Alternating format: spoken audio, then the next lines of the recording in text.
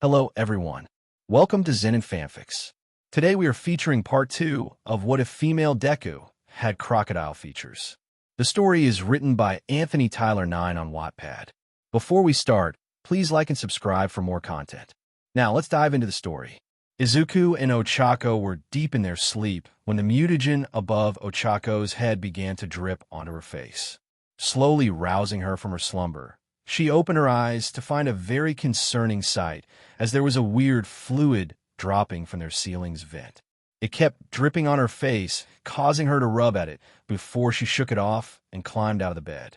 Moving to use her quirk to lift her to the vent to see what the problem was, she got very close when it broke apart, bathing her in it. She let out a small yelp from how the sludge-like mutagen covered her entire form, and with it mutating her body into something resembling an anthropomorphic animal. The scream that Ochako gave woke Izuku up immediately as she got up from the bed in a hurry, only to find something horrifying. Ochako's body was completely covered by the mutagen that had somehow gotten out of Principal Nizu's own clawed hands. Pulling Ochako out of the mutagen, Izuku did her best in order to salvage the situation as Ochako was whimpering in her arms. Pulling Ochako onto her shoulders, Izuku ran out of the room in order to get to Recovery Girl. The old nurse wouldn't know what to do. Rushing through the morning breeze, Izuku made sure to keep Ochako from getting cold as she placed a blanket over the girl as she whimpered. About 5 minutes later, Izuku found herself sitting in Recovery Girl's office as the old woman gave a once-over Ochako. She kept at this until it was later on in the morning, with the sun rising over the horizon as Recovery Girl just sighed. Looking at her, Izuku gave her a questioning glance as Recovery Girl just shook her head before pointing at Ochako. If there was one thing that Izuku knew about Ochako, it was that if he could remember her last night, she had melons as well as some thick thighs. But now, she looked more masculine, had muscles on parts of her body that she didn't even know existed, and was looking like a squirrel. She did not look like that last night, before they went to bed at least, but at least this gave her the answer she had about Ochako in the past. Her spirit animal was a squirrel.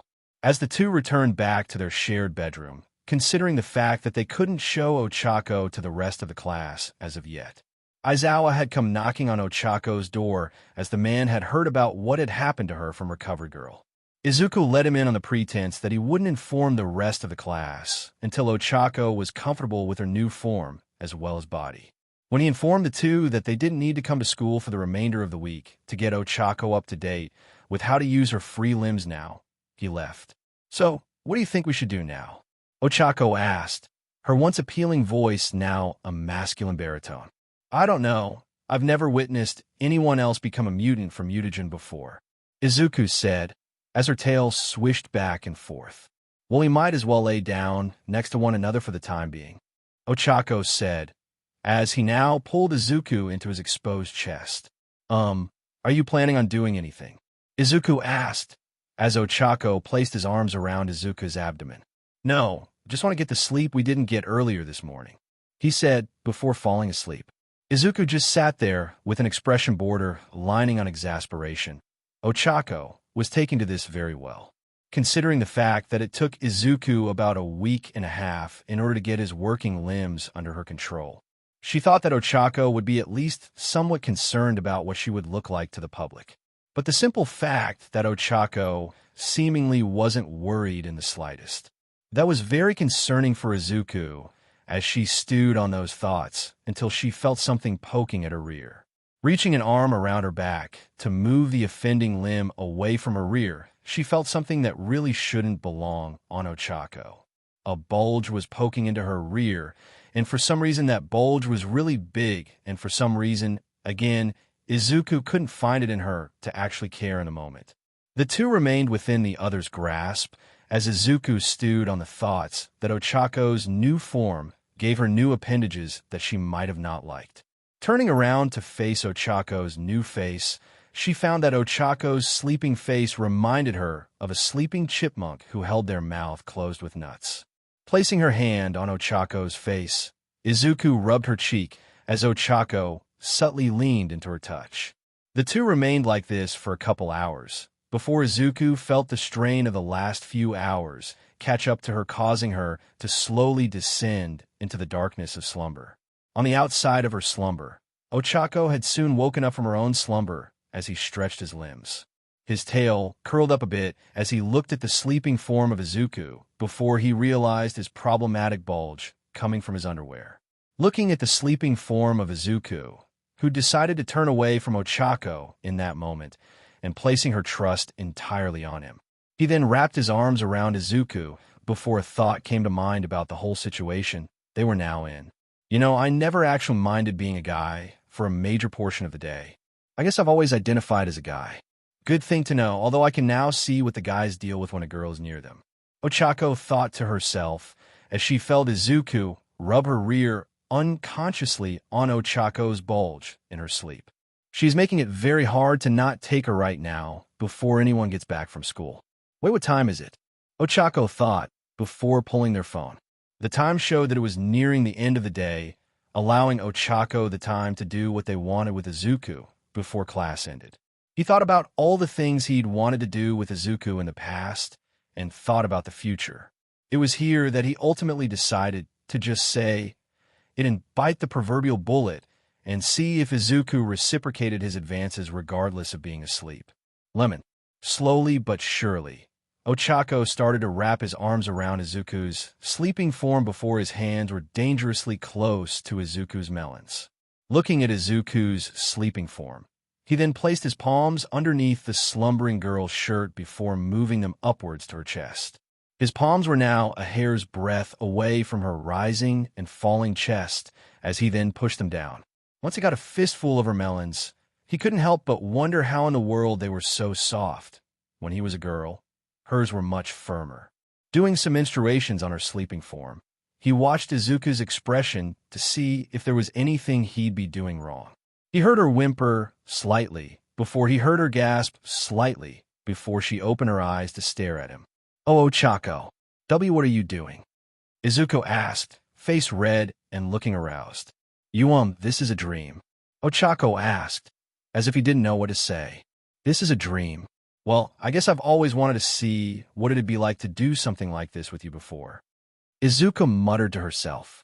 "You reciprocate my feelings towards you," Ochako asked, as Izuku nodded. "I just didn't wish to put our relationship before saving others. I was also a little shy of telling you," Izuku said, her tail swishing behind her. That was all the information that Ochako needed before tearing the shirt off Izuku's chest and placing her face in it. Izuku let out a small of pleasure as Ochako squeezed and sucked on her melons and twisted her left NPL slightly. Ochako's menstruations got more intense as he increased the pleasure that he was giving to Izuku's melons. Eventually, Izuku let out a small eep as she felt herself experience her first ever orgasm from just menstruations from Ochako. Ochako, though, was much more inclined to hear Izuku's voice through her orgasm that he moved away from her for a second. Pulling down Izuku's pants, Ochako found that Izuku was completely bare underneath as he gained a smirk on his face. "So, you're going commando?" he asked with a smirk. "Well, no underwear fits me. Not even my boxers," Izuku said, blushing. "Well, I'm going to take advantage of this information," Ochako said, before moving his face to Izuku's core. Letting out a small, experimental lick, he heard Izuku taking a deep breath as he then stuck his tongue inside her core. He could hear her gasping in pleasure as well as gripping onto his hair in order to keep him from leaving. Ochako hummed to increase the pleasure that Izuku was feeling as they continued with their pleasure-making. But eventually Ochako needed to be pleasured as well when Izuku laid on the bed, completely worn out, before noticing that Ochako's groin had grown a few more inches based on the bulge. He pulled his pants and underwear off as his throbbing member came out and smacked Izuku on the thigh.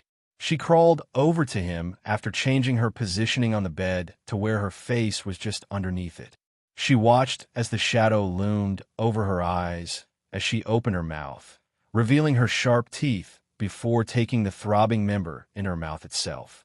Sucking and humming on the offending member that belonged to Ochako, Izuku thought about pleasuring Ochako in the same way he had done for her. Moving her hands up and down she enjoyed watching Ochako's face scrunch up in pleasure as well as slight pain. But by the time Izuku felt that Ochako's throbbing was about to bust, she placed her very soft and squeezable melons around it. As soon as she placed a bit of pressure on the throbbing, she put her mouth over the tip as it thrusted deep into her mouth and near her throat. White-hot fluid came rushing from the tip and down into her throat as she hummed in acceptance, whilst Ochako was showing signs that she loved this. After lapping up everything that the throbbing could give her for the moment, Izuku cleaned it up a bit before she felt herself being picked up. Looking at Ochako, she found that he was now placing her in a position that would definitely be similar to mating. Her legs were pushed up to her head as Ochako pushed her up against her lower lips as his face were now in front of hers. Hot breath moved between the two as they stared into one another's eyes. He gave a look asking permission to enter as Izuku nodded, her emerald-slitted eyes now filled with hearts. With one final shove, he pushed his into her core as Izuku felt the tip poke at her CRVX with the first shove. Izuku out in bliss. Ochako then started to move inside of Izuku's core as if he was a man on a mission. Izuku felt the point poke at her CRVX multiple times, providing the right amount of pain and pleasure as her tongue fell out. Her melons bounced whenever Ochako thrusted into her as he gave her a passionate kiss as he thrusted deeper into her. As Ochako began to move faster into Izuku's core, she felt his manage to pierce through her CRVX as it now pounded deep in her WMB. A bulge from her stomach had now been formed whenever he thrusted deep into her as she screamed out in pleasure each time. But as soon as Izuku's orgasm was coming in, she felt Ochako start to throb even more this time as it twitched slightly. That was when Ochako asked Izuku a deep question as he thrusted even faster into her whilst wrapping his arms around her body to hold her still. "Where do you want it? And is it safe?" Ochako asked as Izuku slightly. "It's safe. But inside. I need it inside." Izuku screamed out as Ochako continued thrusting. With one final move into Izuku's core, she felt the white-hot fluid from before smashing its way into her WMB. It sloshed around as Ochako pushed his PP further inside her WMB and continued to spray his spunk inside of her. As Izuku let out a scream of pleasure, Ochako let out multiple grunts as he let out all he could into Izuku's body. The girl was so far gone from reality at the moment that she actually tried to move her rear up and down to continue to milk him dry. There was also a stunning problem with their positioning at the moment Ochako was now stuck inside of Izuku's core as she now laid on the bed breathing heavily. Sweat dripped from their bodies as Ochako attempted to pull out as Izuku let out a small whimper of pain. Deciding to keep himself deep within her depths, Ochako pulled the blanket over him, and Izuku, deciding that falling asleep would be better for now. They were both unaware of the stares they were being given from the doorway. Standing in the doorway of Ochako's bedroom, Class 1A, without Mineta, were staring at the two go at it like they hadn't been able to do it earlier. Looking at one another about what just happened, each person mentally agreed with one another to never speak of this moment of Izuku and Ochako's love for the rest of their lives, as well as never speak about this to a certain young boy who had a perverted streak to try and get with the girls in their class. Izuku and Ochako woke up the next morning as they looked into the other's eyes lovingly. They had recovered from their night of passion as they cuddled next to one another as they were brought back to the whole event that was happening in a few days. "So, how was last night? I know that I'm not good at what happened last night, but can you tell me what happened to my body?" Ochako asked as he stared into Izuku's eyes. "Mutagen, Principal Nizu had some since I gave what I had to him. He was supposed to use it in order to find a way to transform me back into a human. But the only thing I know right now is that mutagen massively mutates someone," Izuku said as she shook her head. "Well, at least I can now keep my feelings to you open," Ochako said as Izuku cuddled into Ochako's larger frame. The two remained on the bed before hearing a knock on the door a few minutes later. Getting up from the bed with a groan, Izuku moved towards the door as Ochako stayed on the bed, thinking to himself. Once Izuku opened the door, she looked around for whatever and whoever was going to be there. And upon finding nobody, she looked downward and found Mineta standing there with a confused expression on his face.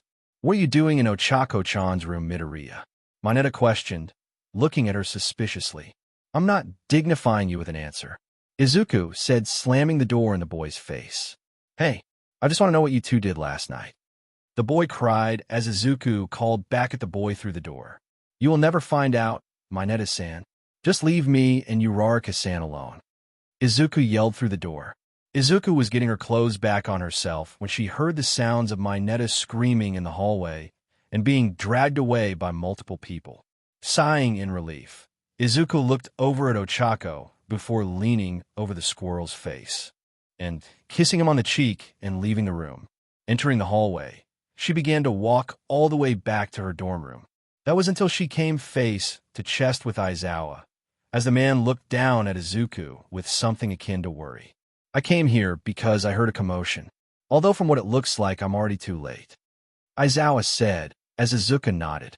"The others on the floor took care of it, sir. Mineta just wanted to get some information about why me and Uraraka were in the same room last night," Izuku said as Aizawa nodded. "I heard about what the principal did. Just make sure that Uraraka can get some clothing that can fit their new looks," Aizawa said as he walked away. "How did he find out about what Nisa did?" Izuku muttered to herself.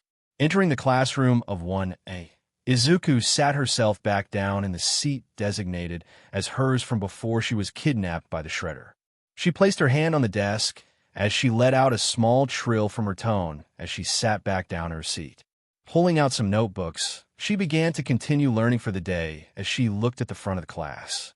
Once the rest of the students had entered the classroom, Aizawa decided to show up from behind his desk as he began to talk about what the students of his class were supposed to prepare themselves for.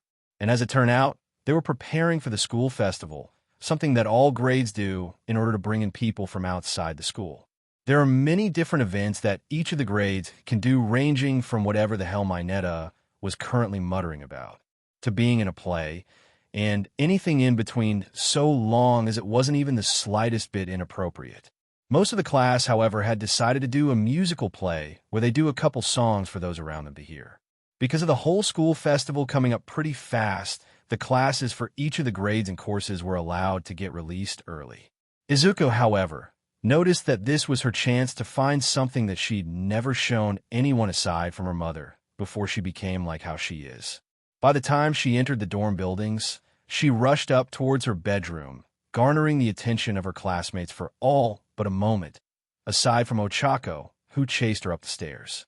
Upon entering her bedroom, Izuku had rushed over to her bed and looked underneath it and found the device she'd brought for school. It wasn't much, but it was a musician case for an instrument that she'd gotten when she was younger and learned how to play. Back then, she was happier and more used the device for their mother whenever she had a bad day at work. And now she could use it to help everyone else who came to the school festival looking for a good time. Izuku pulled the instrument case out and opened it up. Inside the case was quite a large instrument. It was a normal acoustic guitar. It was a Fender CD60 Dreadnought V3 acoustic guitar with 2-year warranty, sunburst with case. It was a green color that was black on the edges, something that her father had decided to customize to fit his son at the time. Izuku rubbed her clawed hand on the strings, as well as the wood that was used to make the overall acoustic guitar. Pulling it into her arms, she began to strum at the strings as a small jingle was made from it as she shivered in delight. She began to tune the guitar in her hands as she leaned back against her bed and began to think about a song that primarily used an acoustic guitar for their music. She sat in silence for a moment before a song came up. It was a song from before Quirks, and she couldn't wait to see how her singing would work for it. She strummed her claws against the chords as she set up the first verse of the song, although she was unaware of her audience of one outside her bedroom door listening in. "When I look into your eyes, it's like watching the night sky or a appealing sunrise. There's so much they hold, and just like old stars, I see that you've come so far to be right where you are. How old is your soul? Well, I won't give up on us, even if the skies get rough. I'm giving you all my love, I'm still looking up. And when you're needing your space to do some navigating, I'll be here, patiently waiting to see what you find, 'cause even the stars, they burn, some even fall to the earth. We've got a lot to learn, God knows we're worth it, no. I won't give up, I don't want to be someone who walks away. So easily, I'm here to stay and make the difference that I can make. Our differences, they do a lot to teach us how to use the tools and gifts we got. Yeah, we've got a lot at stake, and in the end, you're still my friend. At least we did intend for us to work. We didn't break, we didn't burn. We had to learn how to bend without the world caving, and I had to learn what I've got and what I'm not and who I am. I won't give up on us, even if the skies get rough. I'm giving you all my love. I'm still looking up. I'm still looking up. Well, I won't give up on us. God knows I'm tough. He knows we got a lot to learn. God knows we're worth it. I won't give up on us, even if the skies got rough. I'm giving you all my love. I'm still looking up. I'm still looking up. Once Izuku stopped strumming her claws against the cord of the guitar, she slowly came to a stop. She began to think about the song itself and felt a small smile build on her face as she began to sit upright and prepare to leave the room she sat in. That was when she turned to look at the door of her bedroom and found Uraraka standing there, her face showing tears falling from his eyes. That was appealing, Ochako said as he walked into the room. It's not that good. I still need to learn a lot for this, Izuku said, rubbing the back of her head. Doesn't matter. You sounded appealing when singing that song. Where did you hear it? Ochako asked, sitting next to Izuku on her bed. I remembered listening to that song when I was younger. I sang it for my mom whenever she had come home from work after not having a good day, Izuku said, as she softly rubbed her clawed hand across the wooden surface.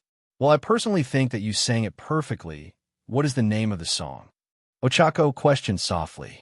Its name is I Won't Give Up on Us, Izuku said as Ochako thought about it. Who sang it? Ochako asked. Jason Mraz, from before Quirks, as well as before the Third World War, Izuku said as she held the instrument in her arms.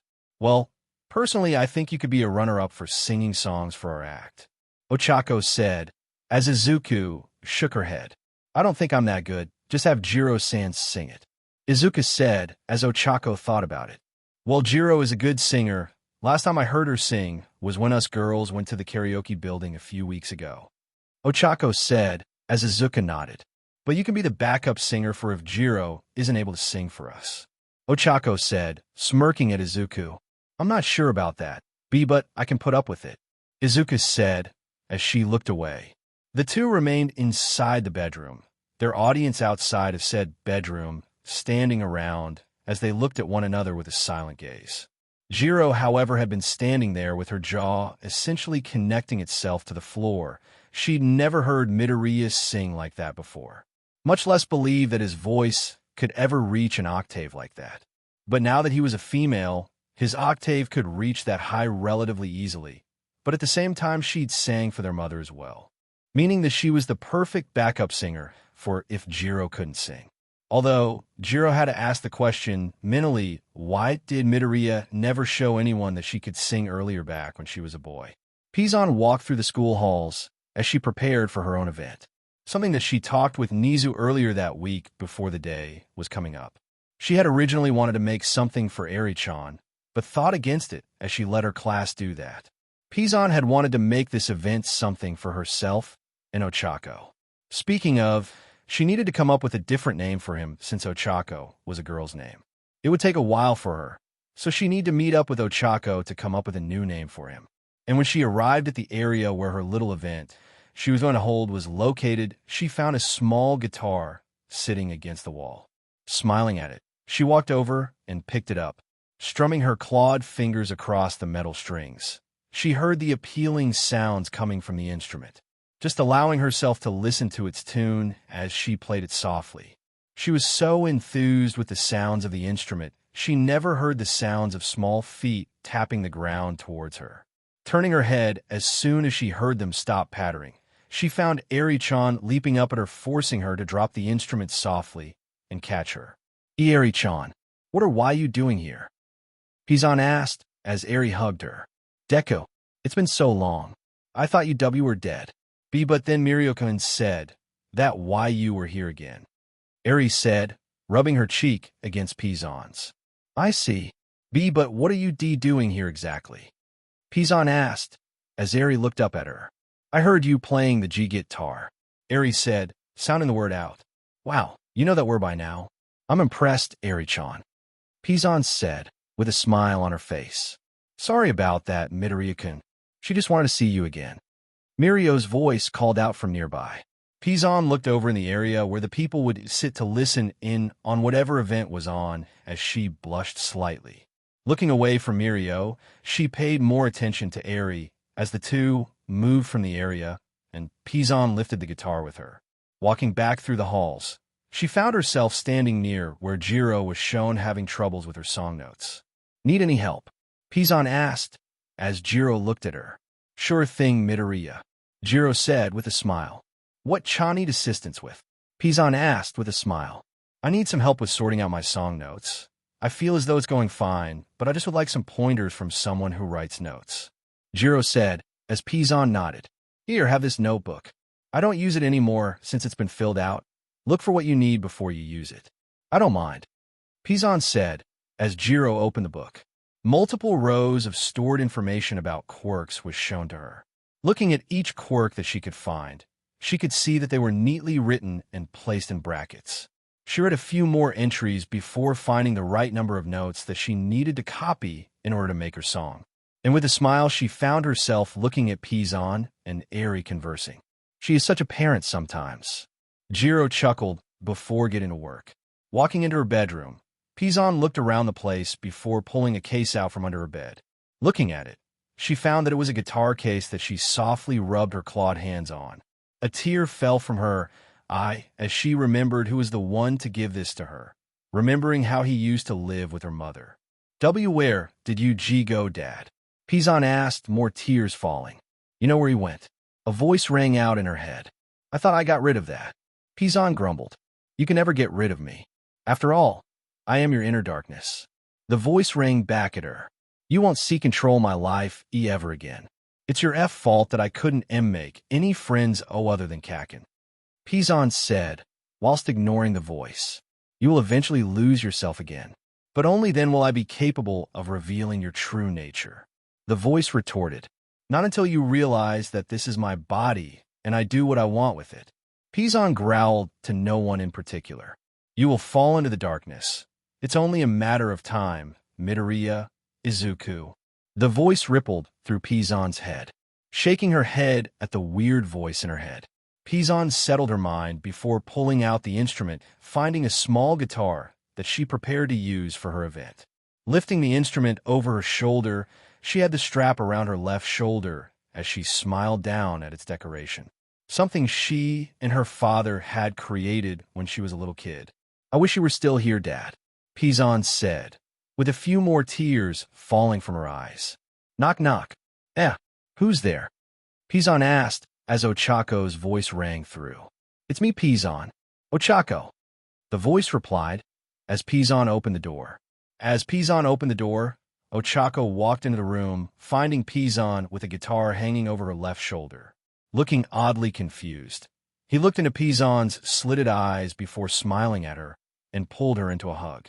Are you going to join the class with your singing? He asked, before Pizon shook her head. I asked the principal if I could make my own event.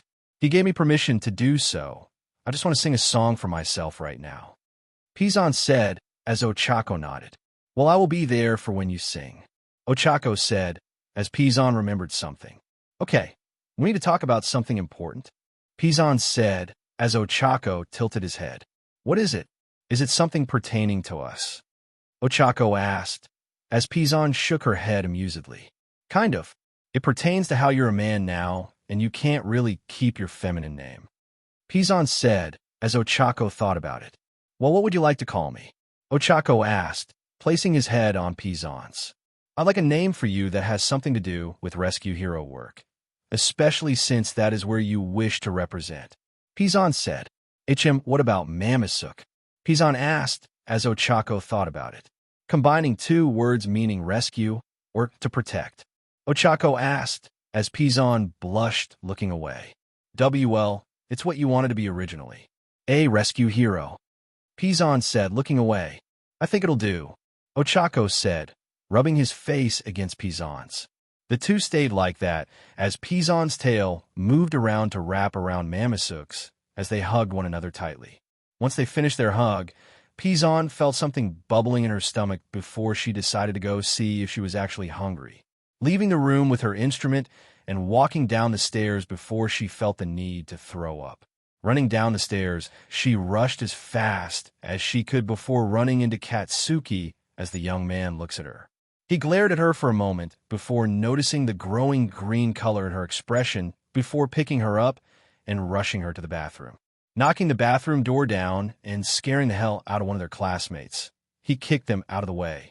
The unfortunate soul who was kicked happened to be Kirishima as he looked at Bakugo with confusion. All before noticing that Pizan was kneeling before the toilet throwing up whatever she ate that morning and what they ate last night. Pizan, though, was feeling as though everything she ate previously was being turned into BLD. Her head was pumping with massive amounts of pain as a brutal headache was blasting through her head. As she breathed heavily, she glanced over at Katsuki, who was looking at her with worry, something he never showed. "What's wrong, Deku?"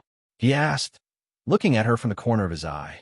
"I don't know, this is the first time I've felt like this," Pizan said, coughing slightly. She then continued to throw up before Mamasuke knocked the door down before looking at Katsuki. Then glancing over at Pizan and moving over to her and rubbing her back as he softly made sure that she was all right. Over in the corner of the bathroom, a camera zoomed in on the two before we looked through the camera. On the other side in the principal's office, the principal in question is chuckling to himself, all before calling Recovery Girl into the office. As he waited for her arrival, he looked over at the vast stores of mutagen that he'd collected and cloned, all according to Kikaku. Nizu chuckled before looking at his door. "What do you need me to do this time, Nizu? Last time he called me, here a student somehow broke their entire body." Recovery Girl questioned. "Oh, nothing much, but I think you should do some research on how crocodilians mate and lay eggs." Nizu quipped before cackling. "What did you do?" Recovery Girl questioned, a frown on her expression. "Oh, nothing much, but allowed two very different species breed in the safety of their bedroom without protection," Nizu said, chuckling. "I swear to God, Nizu, you better not be playing God right now," Recovery Girl said, as Nizu chuckled even more. "Nothing of the sort.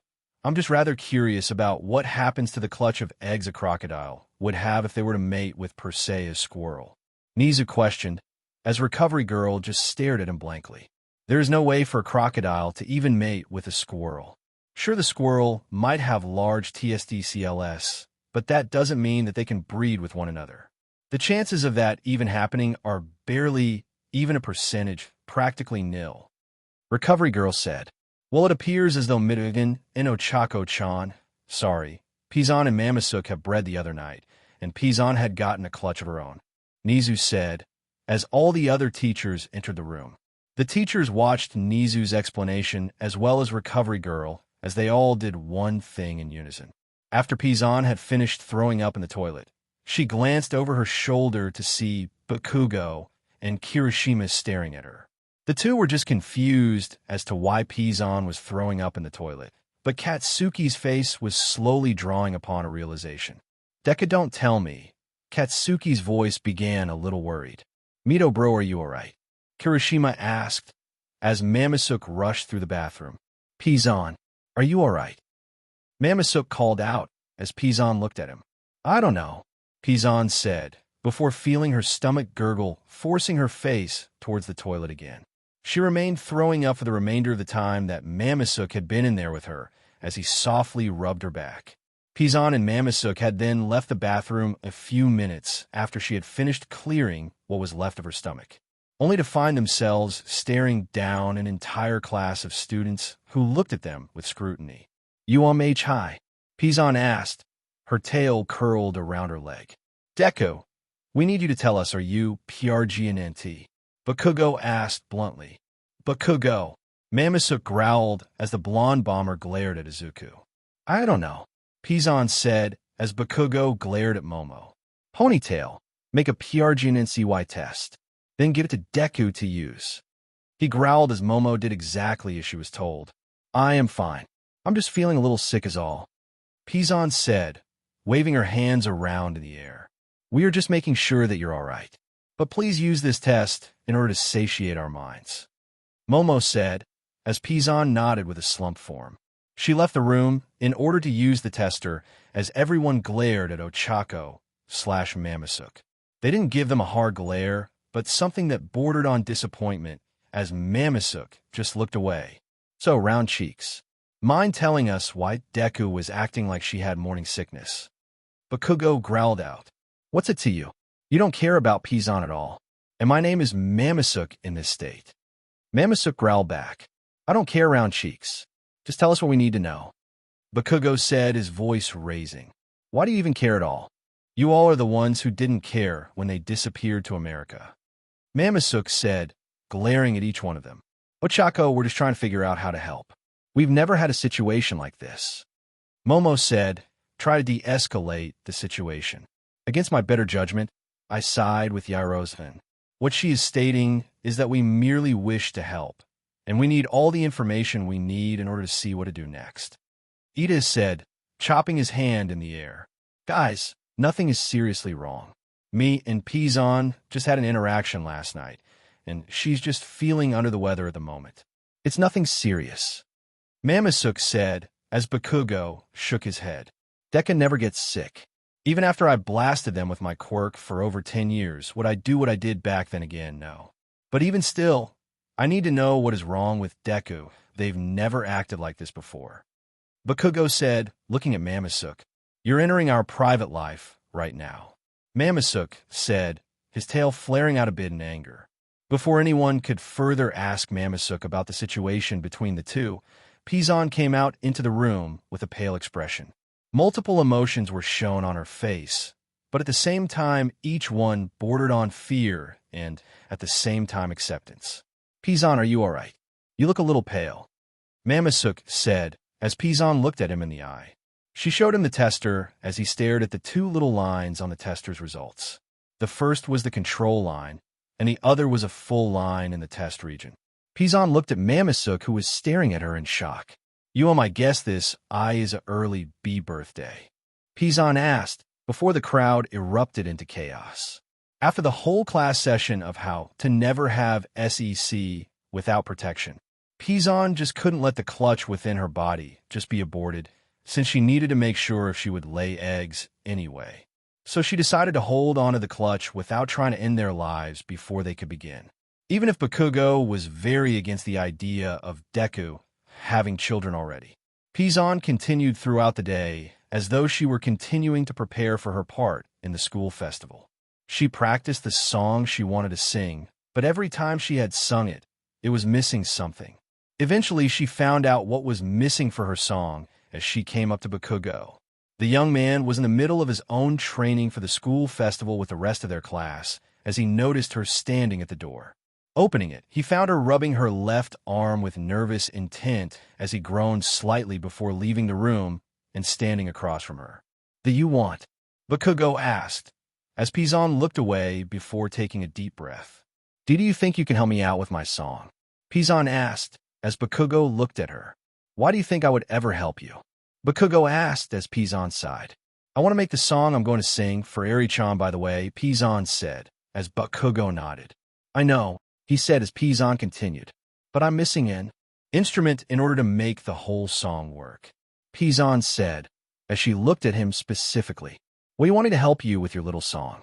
He questioned as Pizan looked away with her eyes. So what instrument do you need with your song? He questioned, rubbing his temples. Drums, specifically drums. She said, looking at him. I can't just do 2 songs. I get mixed up with each one. Bakugo growled as Pizan shook her head. It's from a song before quirks. They were made by an artist by the name of Alec Benjamin. Let me down slowly. Pizan said, looking at Bakugo. You want me to help you out with that song? Isn't that more of an emotional song? Bakugo questioned with intrigue in his eyes. Yeah, I want it to mean something better for Eri-chan. That no matter whoever lets her down, she won't have to feel bad for too long, as they will bring her back up again eventually. Pizan said, as Bakugo thought about it. He had already known the song, because in the past the two had done a small musical number for it. And admittedly he had liked doing the song with Deku. It just sucked that his voice before becoming a woman was just horrid. Now that he was female, that mutagen, whatever it was, had managed to make Deku's voice much better for singing. I'll see what I can do, but I can't promise anything, Bakugo said, as Pizan smiled at him. Thank you, Pizan said, leaving Bakugo to his own devices. After that little meeting between the two, the school festival was a go. And surprisingly, Pizan was going to be on stage right after Bakugo and the others do their little performance. Pizan was with Eri-chan in the crowd as they watched Jiro and the rest of her class sing up there. Although, the outlier was Mamasuke, who had been running around as a squirrel. As time went on, everyone began to enjoy the songs that Class 1A were releasing. Pizan was also enjoying herself as she watched Eri-chan slowly smile at the play in front of them. Mirio was especially happy when he saw Pizan again, calling her by the name MSTR Splinter gave her as well. So that was a good thing. He didn't treat her like All Might had in the past. How is your training? Pizan asked during the song. My training? Mirio asked, confused. I'm talking about the quirk, Pizan said, as Mirio gained a smile on his face. I didn't want it, but it was forced upon me. But I've been saving it for a while. I didn't use the quirk at all since it was given to me by the way, Mirio said, as Pizan smiled at him. I got a plan to talk to you about after the whole school festival, but I'd like to see you singing up there though, Mirio said, as Pizan smiled at him and looked back at the stage. The song that Class 1A were singing was coming to a close, and she couldn't help but smile at everyone clearly enjoying it. Once the song was over, Pizan had left the two in the crowd as she went up to the stage, mentally preparing herself for her part in the school festival. Reaching the back portion of the stage, she found Bakugo still there with his drum set. He looked at her and gave her a nod of approval as well as a thumbs up in her direction as she smiled at him. So how long are you planning on singing? Bakugo asked as he cracked his knuckles. Just for one song. This is all for Eri-chan, Pizan said as Bakugo nodded. Make sure that you don't it up, Bakugo said before the curtains pulled away, revealing the two. Pizan could hear most of the crowd wondering why she was there, as well as why Bakugo was in another part of the festival, but ignored it as Pizan prepared the microphone for her to use. Glancing around the room, she took a deep breath and spoke. I know that you all are wondering why Bakugo is here again. The thing is, the song I'm about to sing, it requires someone to play the drums. So I asked him to help me with this, and I'm glad he is here.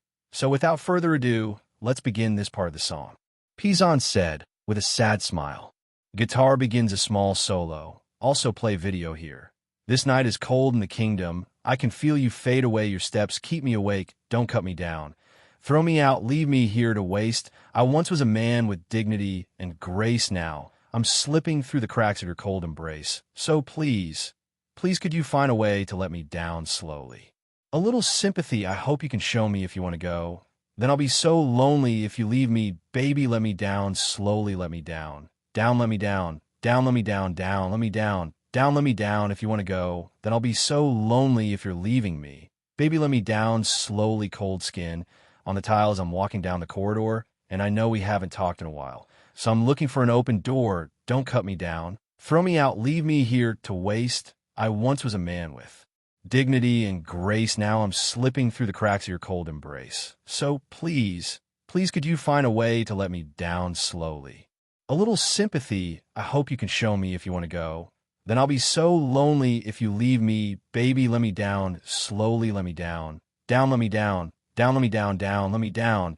Down, let me down if you want to go. Then I'll be so lonely if you're leaving me. Baby, let me down slowly, and I can't stop myself from falling down, and I can't stop myself from falling down, and I can't stop myself from falling down. Could you find a way to let me down slowly? If you're leaving, baby, let me down. Slowly, let me down. Down, let me down. Down, let me down. Down, let me down. Down, let me down if you want to go. Then I'll be so lonely if you're leaving, baby. Let me down slowly if you want to go. Then I'll be so lonely if you're leaving, baby. Let me down slowly. As Pizan had sang the song, for some reason Mirio and Eri had noticed something change in their environment. The whole area they were watching Pizan sing had transformed into multiple places that they'd never seen before. First was a small park, where a small human boy replaced the crocodilian woman on stage. They stared at a boy with ash-blonde hair, similar to Bakugo's hairstyle, but they were around the same height. The scene changed again as the two saw another scene that brought them to near tears. Midoriya was sitting in class as he looked at everyone not with envy, but with an emotion that they'd never seen on her before. Fear towards her peers around her. Although she was in a male form, Mirio had noticed the look in Midoriya's eyes when looking about the room. Before he could even try and make heads or tails of this event, the scene changed once again to a scene he definitely shouldn't have seen. Midoriya was looking beaten up, but at the same time he stood on a rooftop across from All Might, and from how the man looked, he was in his final minutes of his buff form. For the two, the sounds of Pizon singing had cut out and was replaced with sounds from that memory that they were seeing. And they overheard the talk between All Might and Midoriya before everything happened with Class 1A and Midoriya moving to America after losing One for All. Is it possible for someone like me, someone quirkless, to become a hero like you? I've always looked up to you from the day I first saw your debut video on the internet. I had always seen you as a paragon of justice and peace, but I have to know, can someone like me, who is without power, ever become a hero like you? Midoriya called out, holding his chest while staring at All Might. You're quirkless, All Might had asked in the middle of the boy's speech. As the man caught up with Izuku's speech, he thought about what to say, all before he had run out of time and turned into a scrawny old man who looked like a breeze from the wind could knock him over and end his life. For Mirio and Eri, they watched as a certain portion of the memory had lapsed a bit ahead of what had happened, showing All Might staring at Midoriya. They watched from a third-person view of the rooftop they stood on. Not only that, but the mind supplied them with information of what happened earlier before All Might had saved Midoriya. Can one without power become a hero? No, I should think not. Heroes are putting their lives on the line every day. Having someone without power fight you would just get in the way, and you'd be putting everyone else's lives at risk. It's all right to dream, kid. Just make sure that it's realistic. All Might's voice said, ringing in Mirio's head. As Mirio and Eri were brought out of those memories, they stared at the stage before finding Midoriya staring at them specifically.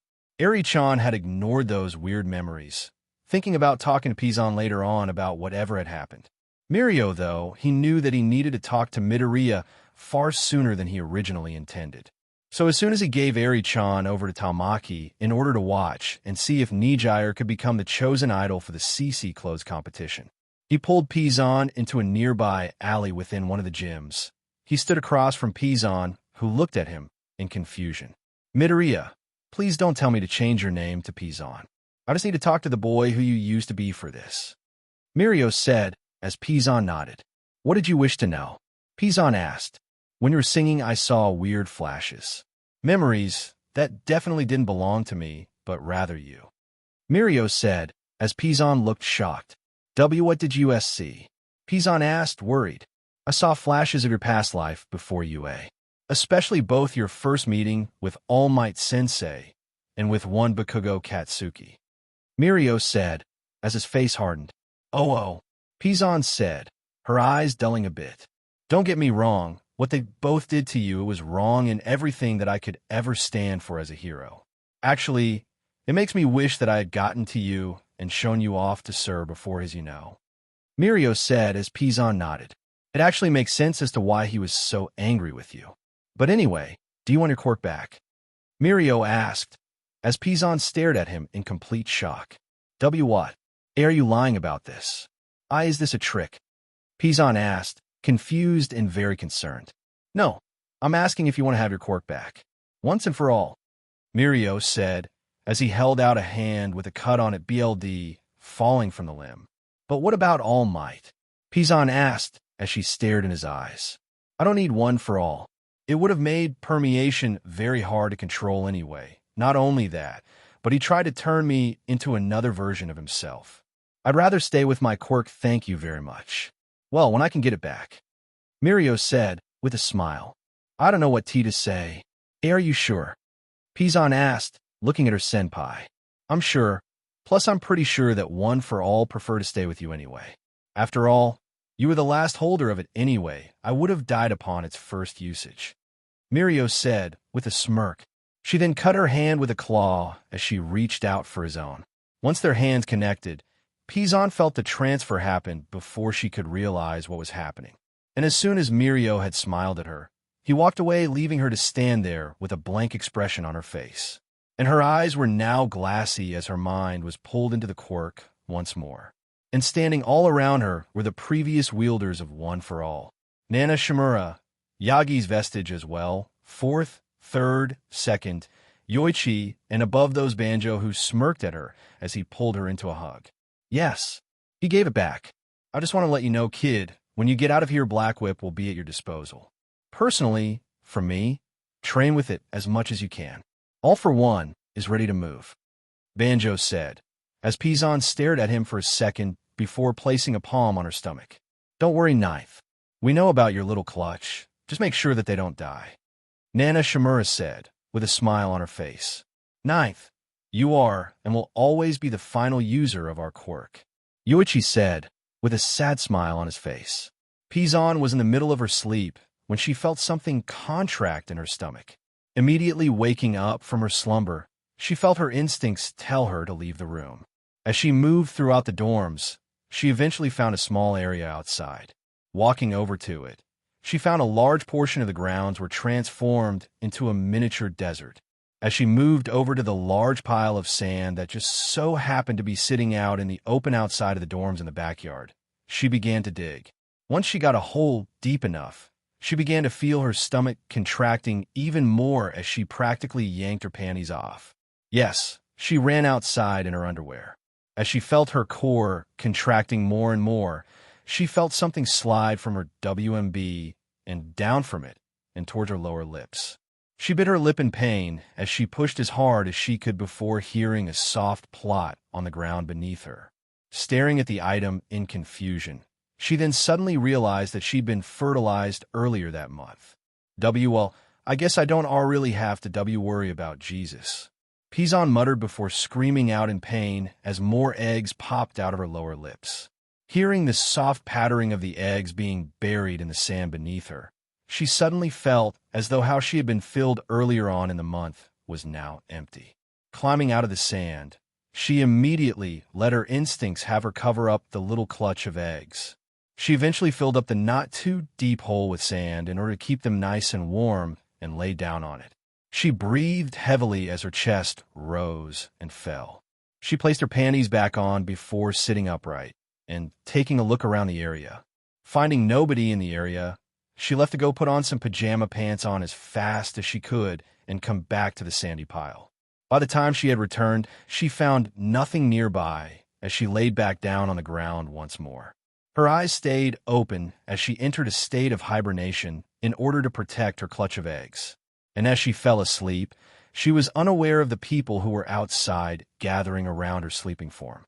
Mamasuk woke up feeling Pizon no longer next to him. Glancing around the room, he found that her presence had long since disappeared. And rushing through the halls of the dorms, he searched everywhere she could have gone in the night before rushing outside. And by the time he arrived outside the dorms, he rushed to the area where he heard a commotion. Turning around the corner, he found a bunch of students looking at Pizon as though she were very stupid at the moment.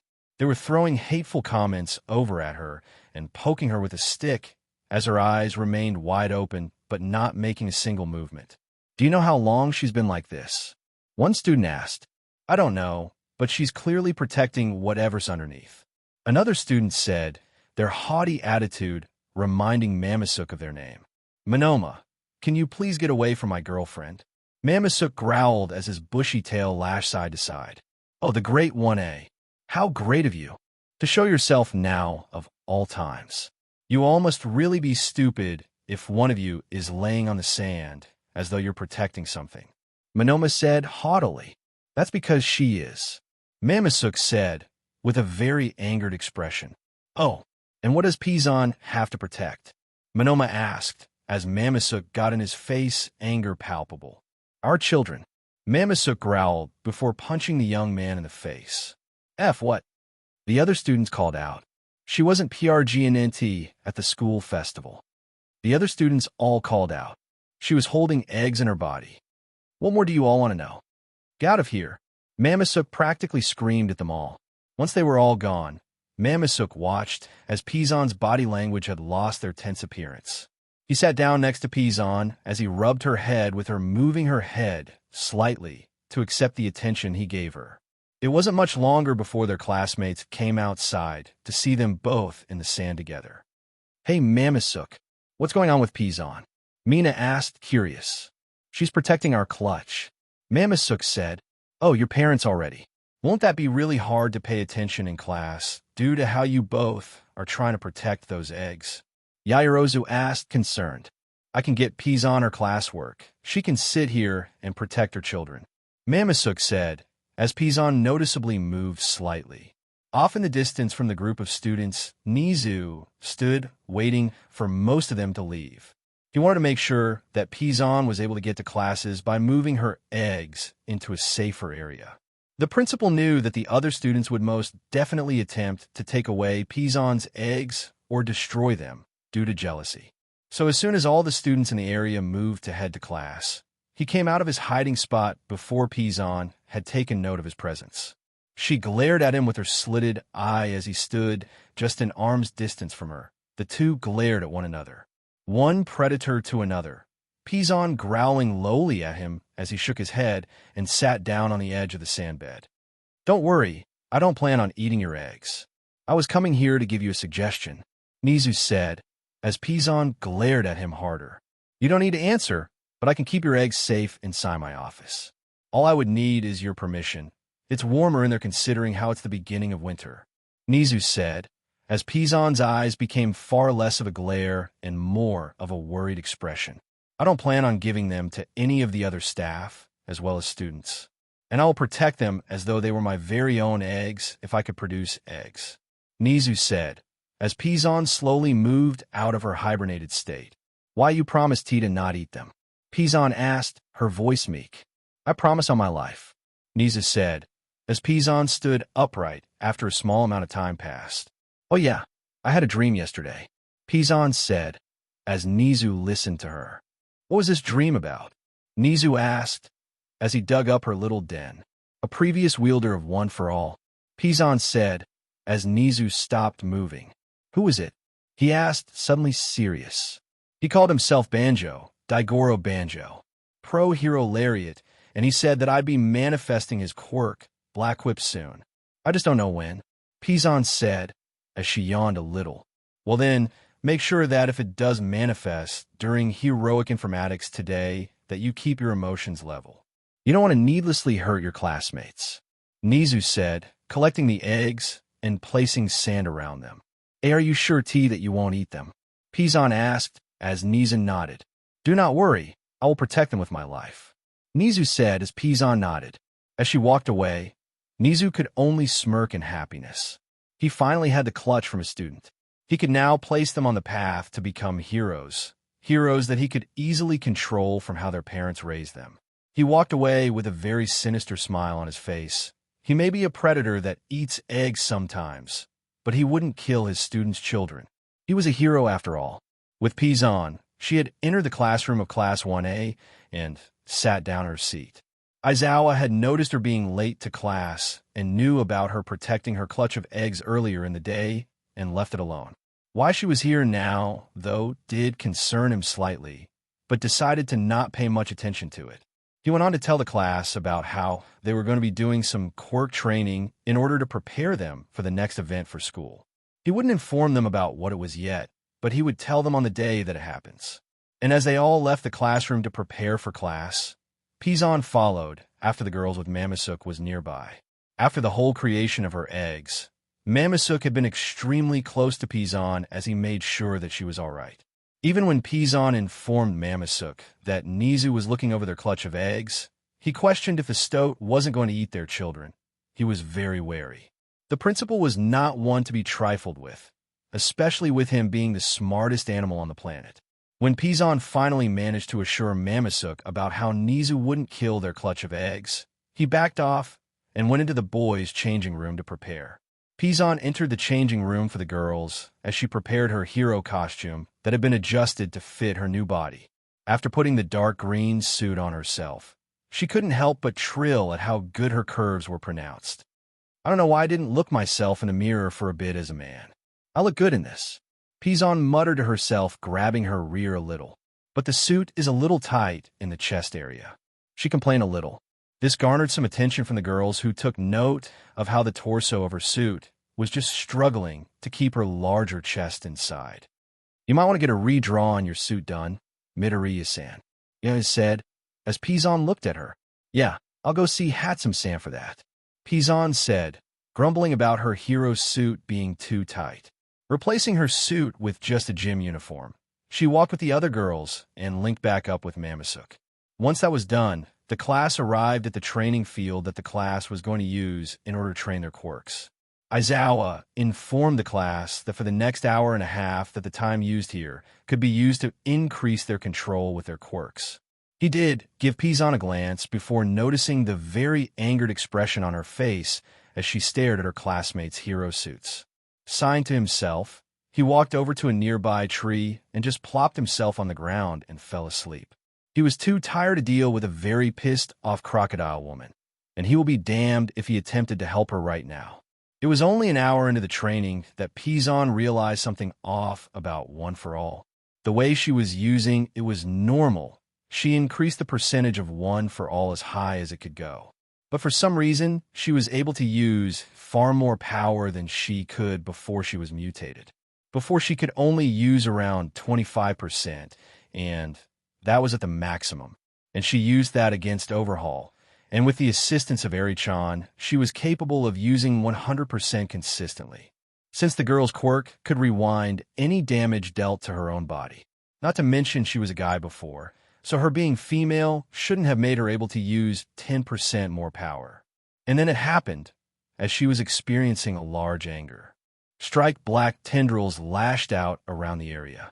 She immediately connected the dots of Black Whip, finally deciding to manifest in the way of her being too angry. And as she struggled to get her quirk under control, she was tossed all around the training field as she attempted to get better control. Watch where you're going, Deku, Katsuki screamed as he was nearly hit by her. I don't even know what's going on, Pizon called out, through the loud sounds of Black Whip slapping the ground and area. Before Bakugo could even get Pizon to speak further about her quirk lashing out at everything living and non-living, she felt the power of One for All suddenly vanish, and she immediately fell onto the ground flat on her face. Standing back upright again, she felt her equilibrium fall apart as she took a knee, and her eyes became completely white. She stared at her surroundings before realizing she was back inside of One for All. Looking around, she found that Lariat was forcing his way through the massive cloud of dark green mist. As soon as he arrived in front of her, he smacked her upside the head as he yelled at her angrily. What the hell was that about? I told you to control it. It's powered by anger, not joy. Control your anger, and Black Whip will follow suit. Now get back out there and control it. Banjo growled before Pizon felt herself fall out of the vestige world. Staring at her from all angles, she found her classmates, Mamasuke and Aizawa, staring at her in clear worry and shock. Standing back upright again, Pizon attempted to use Black Whip once more and managed to get the quirk under control again. Controlling the anger she felt, she managed to make multiple tendrils from her hands, although it hurt like a son of a beach. Why did you let your quirk get out of control? Aizawa questioned, with a slight confusion on his face. I just lost focus. It won't happen again, Aizawa-sensei, Pizon said with a bow. Just make sure to keep a level head when controlling that power. It seemed extremely strong, nearly cut my head off when you were blacked out, Aizawa said, as Pizon tilted her head. When? She asked, as Aizawa pointed at some unconscious students. What happened to them? Pizon called out, rushing over to the unconscious Kirishima and Ishido. They tried to touch you, and your loss of focus had caused you to use that weird tendril ability, which knocked the two of them out. Now, keep that power under control, or so help me God, I will expel you, Aizawa said, as Pizon nodded sadly. Once he went back to sleep, with one eye preferably open, Pizon went back to training her quirk enough to where she could control it completely without having a second thought. It was far tougher than it looked, however, as she struggled to keep the black tendrils from even breaking her focus. But she managed to have one tendril on each hand. The pain was immense, but she managed it, but they were small.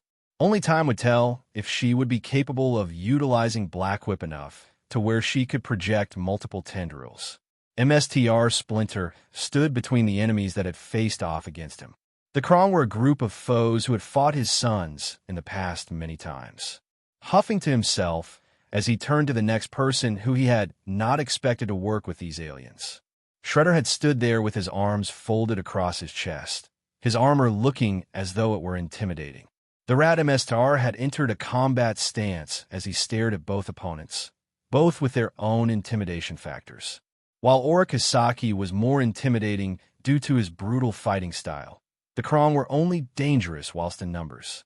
Taking a deep breath, he prepared for the upcoming battle between himself and these two longtime foes. Both leapt at him with surprising agility. Shredder swinging a right hook that extended two jagged blades towards his head, causing the Rat MSTR to duck. Sweeping his feet out from under his longtime rival, he switched foes to the Krong, who threw a straight jab. He grabbed the offending fist and spun the body of the Krong machine into Shredder as he got up. Leaping back, Splinter could only dodge out of the way as a larger group of Krong forces had arrived and leapt at his original position. Landing on the ground, Splinter rushed through the tunnels of the sewer systems that he and his sons have lived in for a majority of their lives. He would look behind him to find a small task force of Krong's soldiers rushing towards him. Knowing that they would reach him far faster than Shredder would ever be able to, he spun on his heel and kneed one in the stomach. He felt something fleshy there before tearing the shirt from the first Krong soldier and pulled out their brain-looking controller. He then spun around, ducking around 2 feet, pushing over his shoulders, and kicked them into the ceiling. Once they hit the ceiling of the sewer, he would then watch as they fell to the ground, pink splattering on the ground a few feet from his toes. Huffing to himself, he rushed down the sewer, eventually running into Orikisaki as the man arrived in a large open area. Splinter had only one thought on his mind, making sure that this man would never get to Pizon. He leapt into the air, slamming Orikisaki in the back of the head with his foot. The taller man fell to the ground, rolling with the hit as Splinter landed on the ground. Entering a combat stance, the two glared at one another, one with angered eyes, the other with calm, calculating eyes. Saki would rush towards Splinter, swinging a multitude of right and left hooks, forcing Splinter on the defense. Ducking under a right hook, he kicked Saki in the stomach, pushing the man back a few steps before punching Saki in the metal helmet. The man's head swam from such a blow before shaking his head and slamming his knee into Splinter's stomach. The Rat retreated back a few feet before he leaned to his left to dodge a left hook from Saki as he had tried the same attack again. Only this time, as Splinter went to counter, Saki caught his open palm strike with his fist smashing right into the open palm. Splinter's gaze widened for all but a moment before his eyes hardened and kicked Saki in the face, knocking the man to the ground. He would leap back again and use the grate above himself to move to the surface. Saki would follow after him as the two would take their fight above the sewer system. On the surface, Splinter would stand in front of a construction zone. All around him was construction equipment that had been left behind after the Krong invasion. Sighing to himself, the loss of life having been terrible, he glanced around before finding a familiar face. Leatherhead had been standing nearby as he took down a contingent of Krong soldiers. "Leatherhead, what happened to Pizon and the boys?" Splinter questioned, staring at the crocodilian mutant. "She escaped. Mikey took her away." Leatherhead panted. "That's good. At least she doesn't have to be here whilst this is all happening." Splinter muttered. "What about Metalhead, Krong and sewer system?" Leatherhead asked, gathering his breath. "Orikisaki should be nearby. I'm not sure about the Krong forces underground. Just be on the lookout for the ones nearby." Splinter grunted out. The two didn't have to wait very long, as Orikisaki had broken through the sewer grate from below and landed between the two of them. All three combatants glared at one another, Saki glaring at Leatherhead and Splinter. The duo would walk around Saki, the man catching his breath in the middle of their predatory circle. Saki would enter a battle stance, keeping his feet planted firmly on the dirt. Leatherhead rushed in first, swinging a heavy strike towards Saki's stomach. Saki would then dodge to the right, grab Leatherhead's offending limb before lifting the crocodilian mutant and slam him into the ground. As Leatherhead let out a growl of fury, Splinter leapt in, kicking Saki in the head. The man would stumble backwards before grabbing a large pole and swing it towards Splinter. Splinter would duck under it, just as Leatherhead was getting back up and take the hit to the face, knocking him away. The rat would rush Saki, the man dropping the metal pole, and swing toward the incoming opponent. Splinter punched Saki in the face, before kicking the man's helmet off, revealing his bald and burned face. The man would growl in anger, kicking Splinter in the sternum, forcing Splinter to leap away, only for Saki to grab his leg and slam him into the ground. Splinter would cough up spittle from the slam. Then his neck would be grabbed by Saki before being thrown into a large pile of metal rebar. As each and every one slammed onto his body, Splinter could feel his bones creaking with each landing. He let out a hard cough, a fleck of BLD falling from his mouth, surprising even him.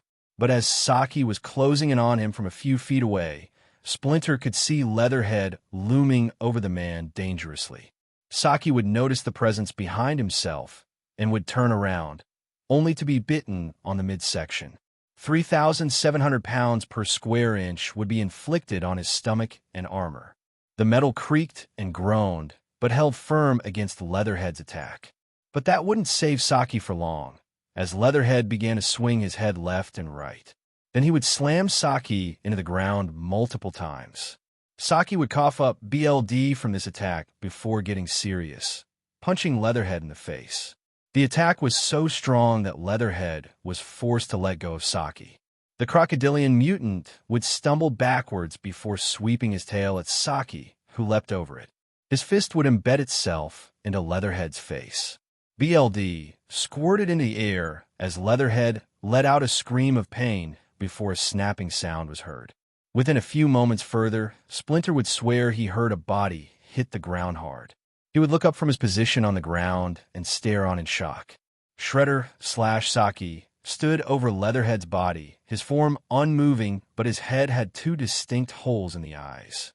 Saki had taken a life of Leatherhead, as the crocodilian mutant that day. In a strength that was unseen in Splinter in about 200 years, the rat got up through the rebar and rushed Saki. The man noticed Splinter coming towards him and blocked the first strike. Splinter would then kick Saki in the leg, forcing the man to his knee. Splinter would then kick Saki in the face, before punching him in the face repeatedly over and over and over again. BLD splattered the ground beneath Splinter's feet as he continued to beat Shredder into a bloody pulp.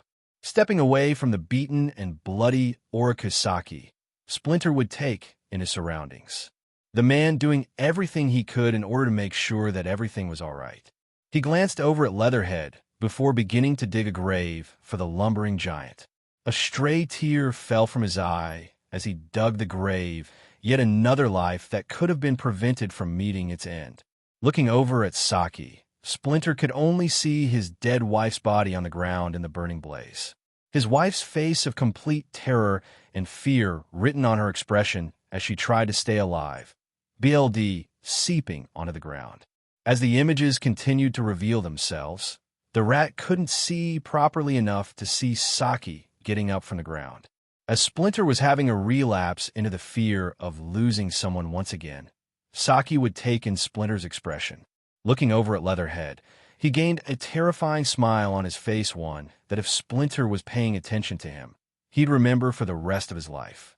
Saki began to walk over to Splinter, his grin becoming more and more terrible as he pulled out his bloody blades. "Today, I will end this pitiful battle between our families, and you will finally pay for taking what was mine." Shredder growled under his breath. Too bad for Saki. Splinter heard those words and immediately brought himself out of his reverie. Glaring up at Saki, Splinter would sweep the man's legs out from under him with his tail. Leaping on Saki's face, Splinter would do something that he never thought he would.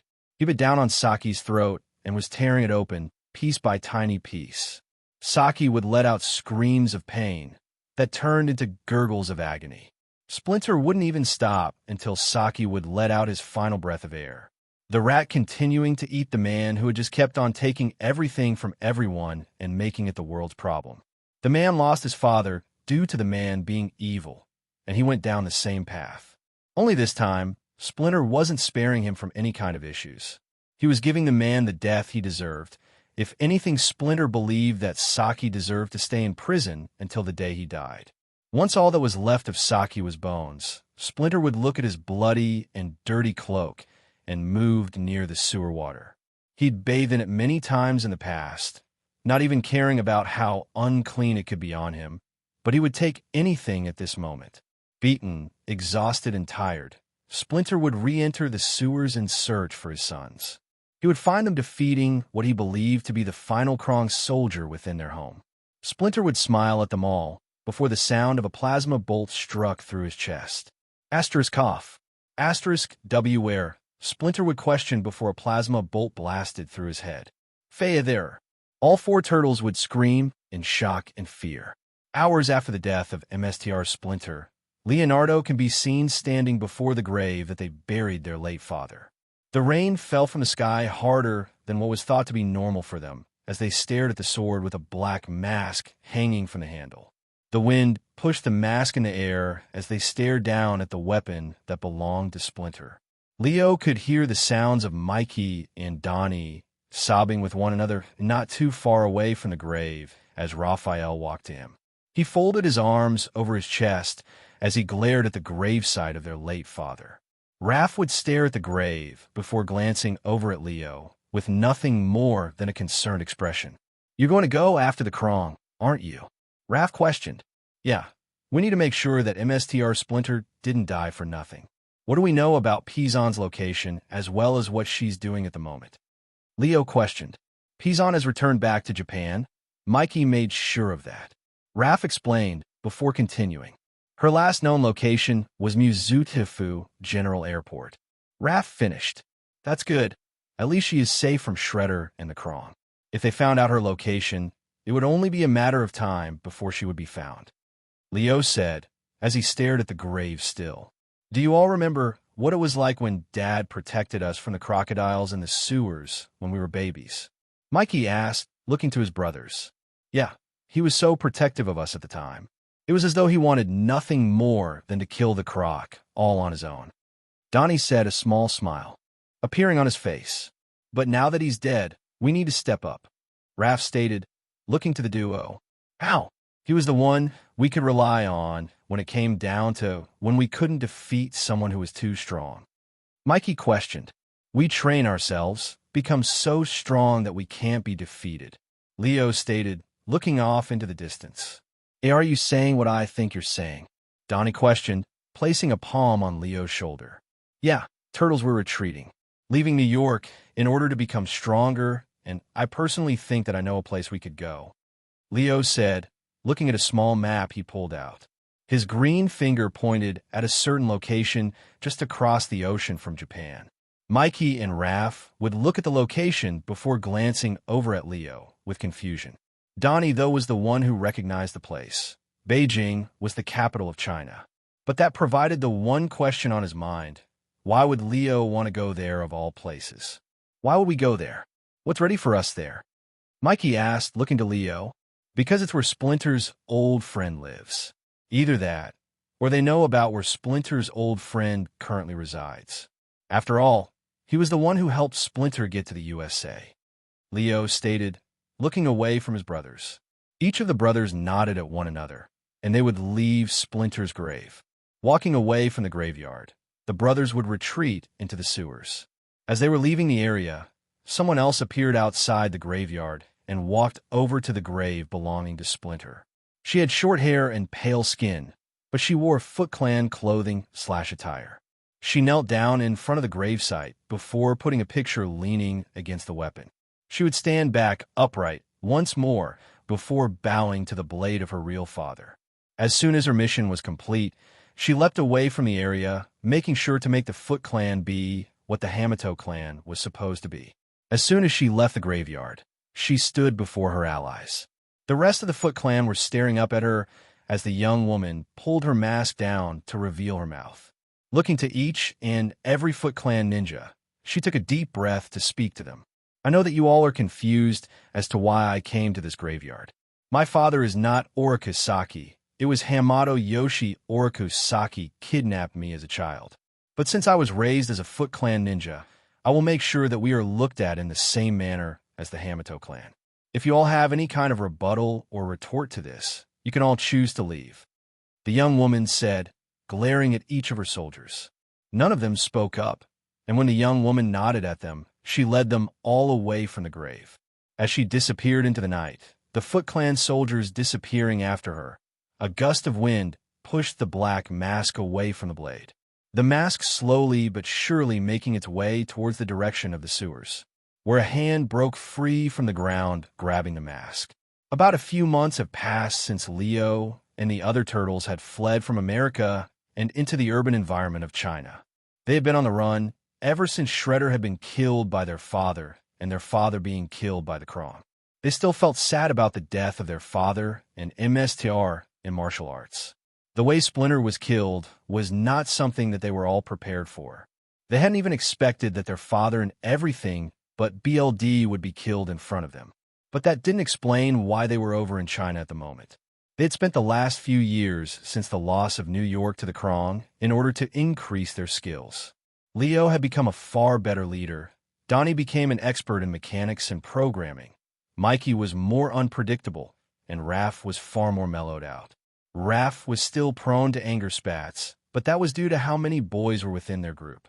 A lot of personalities clashing with one another wasn't good for him, as he'd ran off multiple times over the last few months.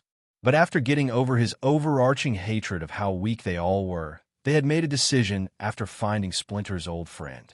It was a human by the name of Hamato Josei, a man who had kept the Hamato clan's roots deeply ingrained in China. The man had taken what was left of the Hamato clan out of Japan and into China to continue their line there.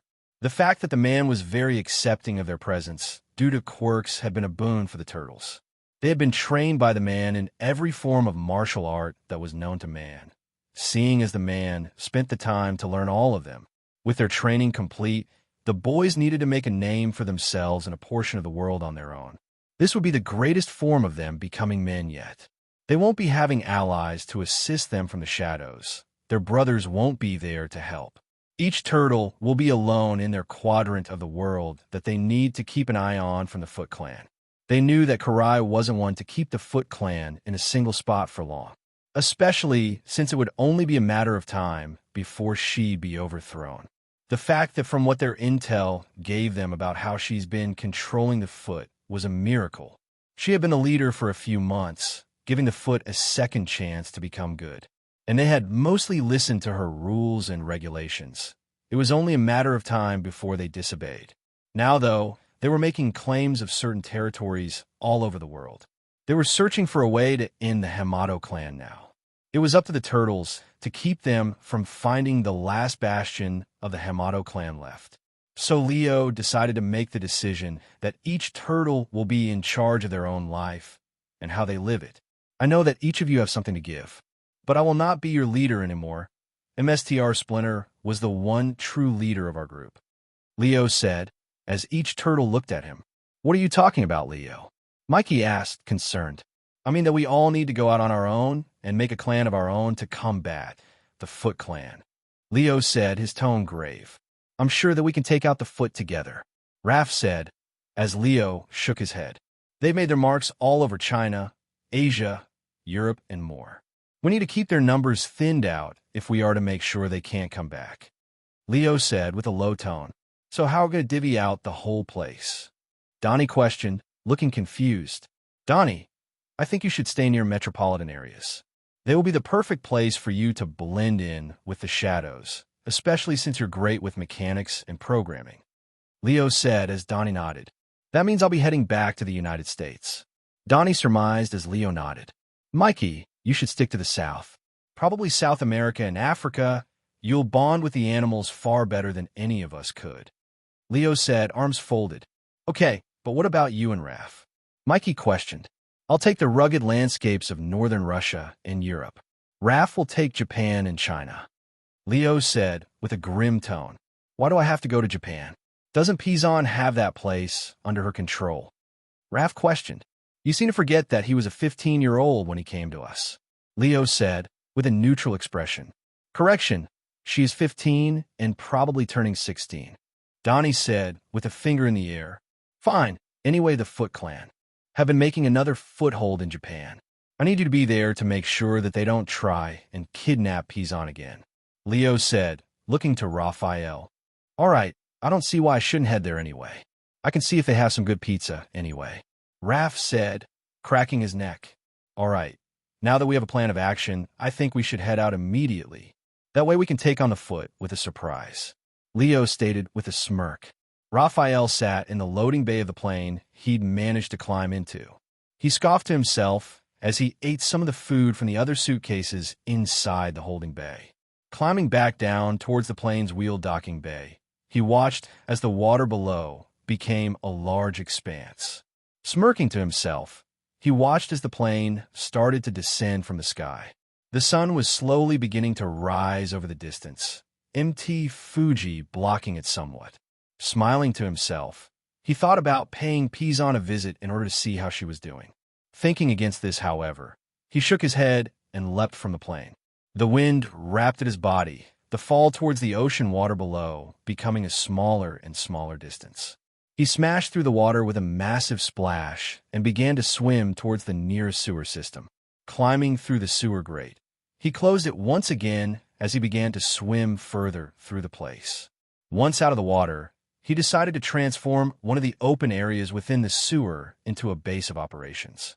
In America, he had been a vigilante who had been covered in armor. The American heroes had called him the Biker Vigilante, not a very good name for himself.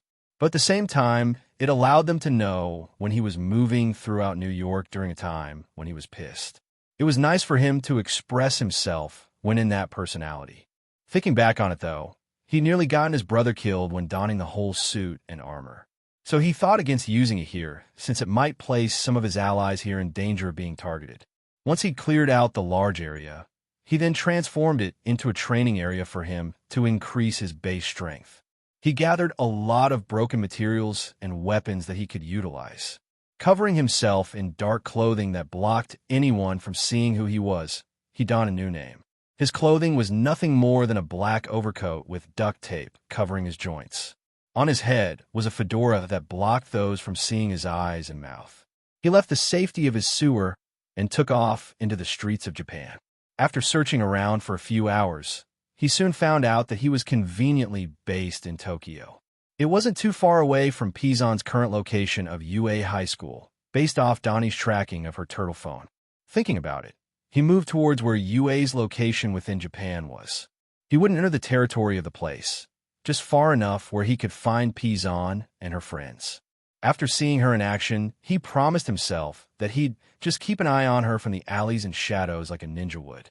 It would take an hour before he'd arrive just outside the gates of UA High School. Looking up at the gates, he scoffed at how easily they'd be destroyed by Shredder's goons. This place was a small reprieve from all the villainous attacks that happened on the daily. But climbing up to the roof of a nearby building, he'd find Pizon and a squirrel-looking boy frolicking in the campus. So it seems as though she's found herself a good friend. That's good. Never thought I'd see a squirrel mutant, though. No matter. So long as Pizon is safe and sound, I'll be fine. She can live the life she wants, and I will make sure that she can sleep at night without fear of the Foot. Raphael grumbled out. Looking down the rooftops nearby, he would find another person looking in her general direction. It was a woman with purple and pink hair, her gaze looking glazed over as though she were reliving a memory of her own past. Leaping from building to building, he touched down behind the woman without alerting her. Looking through the scope she had for her quirk, he found that the woman was looking into a room with a strange creature. It was white-furred with a scar over his left eye, and he appeared to be sipping tea at the moment before glancing in his direction. And for all but a moment, Raphael felt as though his skill in hiding his presence was all for naught. But something else caused him to blink in surprise. The creature pulled out a small vial of mutagen, something that Pizon had on hand when she left New York. It was here that Raphael thought that this creature, who was in control of an entire school, apparently, was the person he needed to get close to in order to get an eye out for those who were encroaching on Japan's territory. Only time would tell, however, whether or not he'd become allies with this creature. Thank you for joining us on this journey through What If Female Deku Had Crocodile Features. We hope you found it as captivating as we did. A big thank you to Anthony Tyler 9 for creating such an engaging story. Don't forget to visit their profile on Wattpad for more fantastic works. The link is in the description below. If you enjoyed this video, please give it a thumbs up, share it with your friends, and subscribe to Zen and Fanfics for more intriguing explorations into fanfiction and fantasy. Your support helps us create more content like this, and we love hearing your thoughts and suggestions in the comment section. See you soon in the next video.